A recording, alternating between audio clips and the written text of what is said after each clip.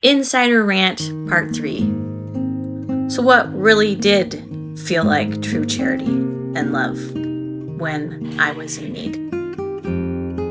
The domestic violence shelter that was located in my hometown, including the basement they had with donations that were given to the shelter, which I was allowed to go down there and find the things that I needed for myself and my children.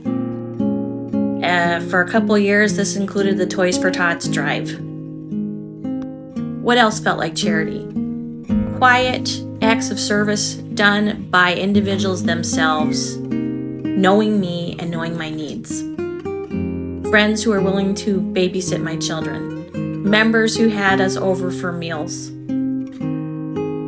During my church discipline, people who talked to me, people who sat by me, people who smiled at me, people who did more than lip service. I remember one lady couldn't think of what to do, so she mopped my floor for me. People who recognized a need and helped me.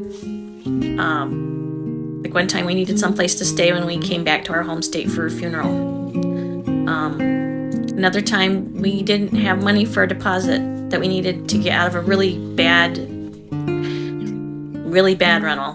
And we put out a call for help, and the person privately responded and helped us. And didn't ask to be paid back. Unlike with my parents, where everything had to be paid back and you were lucky if you didn't have to pay interest, there was never a payback required or demanded. People who were kind to my children. Both because they loved them and in the face of the cruelty of other people. People who withheld judgment. People who watched me when they heard rumors and judged for themselves and were courageous enough to be my friend and to reach out to me despite the gossip. People who were a safe place. People who valued my skills and asked me for my help or what I knew and let me help them. Didn't judge me as being a know-it-all or a bad person. People who sent cards and letters.